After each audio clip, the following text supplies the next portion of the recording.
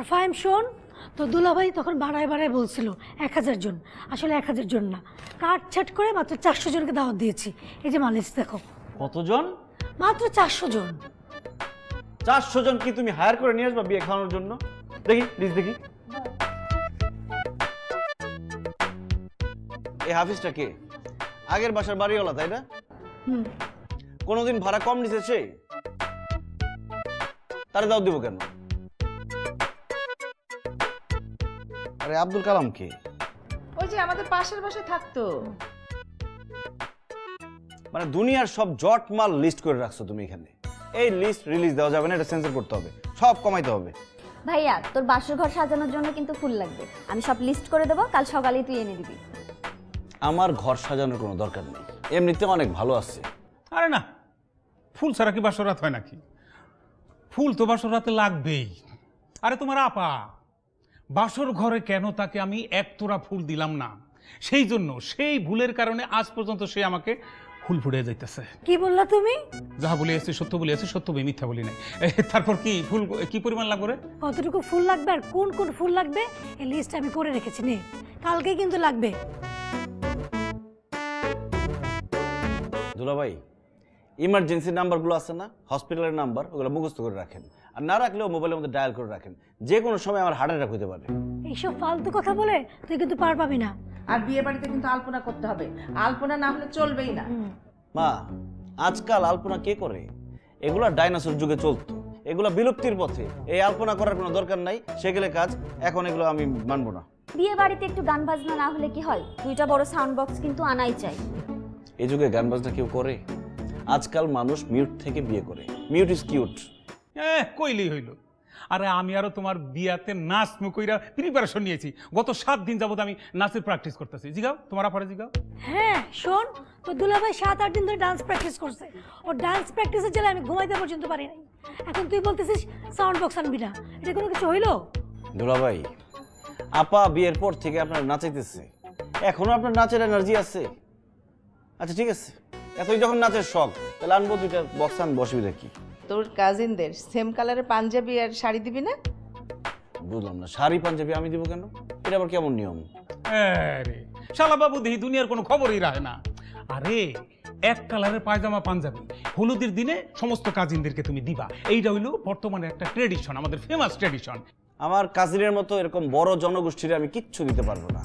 শাড়ি পাঞ্জাবি তো দূরের কথা, আমি একটা করে রুমালও দিতে পারবো না। একদম ফালতু কথা বলবি না। এই ডাক্তার কে এলো, যা। হ্যাঁ এনে লিস্ট। সেম কালারের পাঞ্জাবি আর শাড়ি কিনবি, কতগুলো কিনতে হবে এখানে লেখা আছে। মানে আমি বুঝলাম না, আমার ফকির বানানো কি খুবই দরকার তোমাদের?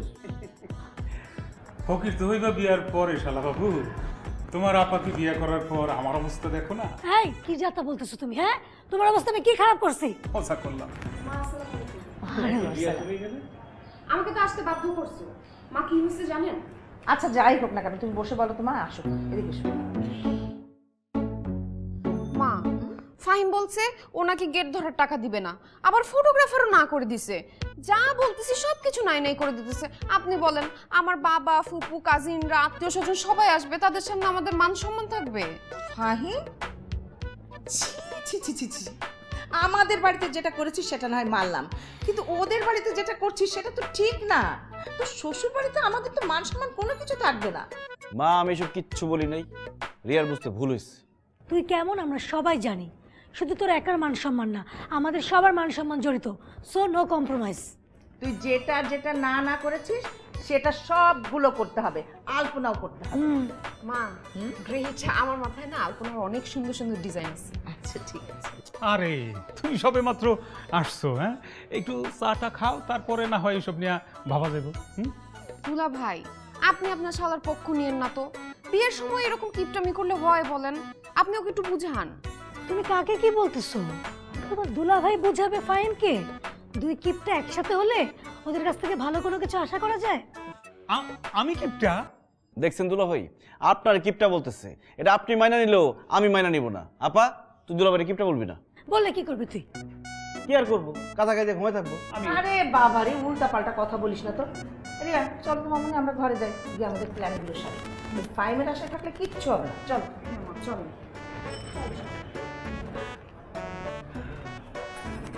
ফাহিম ফাহিম চলো তাহলে, অনেক কাজ করে আছে, হাত লাগাতে হবে। কেন আমি কেন যাব? আমি বিয়ের পাত্র, আমি কোনো কাজ করতে পারবো না। আমার কথা অবশ্য যুক্তি আছে, কি আর করা, তাহলে আমি যাই। না, তোমাকে যেতে হবে না। তুমি ফাহিমকে বাঁচাতে যে ঝামেলা করবা, তোমরা দুজনে এখানে বসে থাকো, যা করার আমরাই করব। দুলা ভাই, একটা জিনিস খেয়াল করে দেখছেন?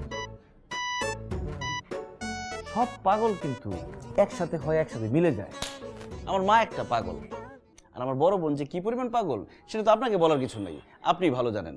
আর ছোট বোন একটা আধা পাগল, আর যাকে আমি বিয়ে করতে যাচ্ছি, হ্যাঁ, সে যে কি লেভেলের পাগল, তাকে যদি পাগলা গারোতে রাখা হয়, পাগলা গারোতের পাগলরা বলবে যে আমরা বিদ্রোহ করতেছি, আমরা এখানে থাকতে চাই না, আমাদেরকে বাঁচাও, এই পাগল থেকে আমাদের মুক্তি দাও। আস্তে পাগলা আস্তে, খা খা বকখিলারে খা। এই বকখিলারা 1 মাইল দূর থেকে শুনতে পায়। যদি কোনো মতে এই কথা শোনে, তোমার আমার দুইজনের গর্দান যাবে। ঠিক আছে, আমি আর কোনো কথা বলবো না। আমি ডিসিশন নিচ্ছি, আমার মুখে যে বন্ধ, শুধু কবুল বলার আগে মুখটা খুলবো, কবুল বলবো, আবার বন্ধ করে ফেলবো। ব্রিলিয়ান্ট। এই 20,000 টাকা কি? টাকা কমা, টাকা কমা, এত টাকা লাগে না। হ্যাঁ, হিসাব করে না চললে হবে না। কি রে, তোর এতক্ষণ লাগলো? রাস্তায় অনেক জ্যাম ছিল বাবা। 2 দিন পরে ওই ছেলের সাথে তোর বিয়ে, আজকেই তোর বাসা যেতে হলো? কি করব, ফাহিম একদম গন্ডগোল লাগায় ফেলছিল। প্ল্যানিং করতে গিয়ে মানে প্ল্যানিং এর বাজেটটা যেটা নিয়ে সব উল্টাপাল্টা করছিল, এর জন্য ওকে একটু প্রেশার দিয়ে আসলাম। কিন্তু দয়া করে বিয়ের পরে ওকে তুই প্রেশার দিস না। ওই ছেলেটা খুব ভালো, শান্তশিষ্ট, নরম। বিয়ের যে কি ঝামেলা, দিয়াটা যদি একটু বড় হইতো তো 2 জনকে একসাথেই বিয়ে দিয়ে দিতাম। সব তো আমাকে একলা সামলাতে হয়। তোর মাটা যদি বেঁচে থাকতো আমার অনেক কিছু কমে যেত। আচ্ছা শোনো, ওই ফুপ্পি তো আমাকে কল দিয়ে জ্বালায় ফেলতেছে, সকাল থেকে 100 বার কল দিচ্ছে। সে মনে হয় তোমার উপর রাগ, তুমি তাকে ফোন দাও নাই। কি আশ্চর্য, কথায় কথায় রাগ, কথায় কথায় রাগ, যেন একটা বাচ্চা মানুষ। ওকে ফোন দিতে হবে কেন? হ্যাঁ, দাঁড়া। কিরে, তুই নাকি রাগ করছিস? আর ভাতিজির বিয়ে তুই রাগ করে বসে আসিস, বসে এটা কেমন কথা হলো? দে, তুই আবার কি করবি? হিসাব করতেছি। একটা কিপটা জামাই পাইছি না, এর জন্য হিসাবের প্র্যাকটিস করতেছি। মানে ও আগে থেকে কিপটা ছিল, কিন্তু এখন অনেক লেভেলে কঞ্জুস হয়ে গেছে। ভাইয়ার এই স্বভাবের জন্যই কিন্তু বাবা ভাইয়াকে পছন্দ করে, আর বাবাও একটু হিসেব করে চলতো বলেই আজকে আমরা এই পর্যন্ত আসতে পেরেছি। বাবার কিপটামির একটা লেভেল আছে, কিন্তু ওর কিপটামির কোনো লেভেল নাই। এর জন্য বাসায় গিয়ে সব সাইজ করে দিয়ে আসছি, জানিস সব প্রোগ্রাম বাদ করে দিচ্ছে, আমি এগুলো আবার অ্যাড করছি। যাই হোক, তুই তাড়াতাড়ি বিয়ে করে এই বাসা থেকে বিদায় হোক। কেন, আমি বিদায় হলে তোমার রাস্তা ক্লিয়ার হয়ে যায় না? আমি বুঝি না মনে করছস?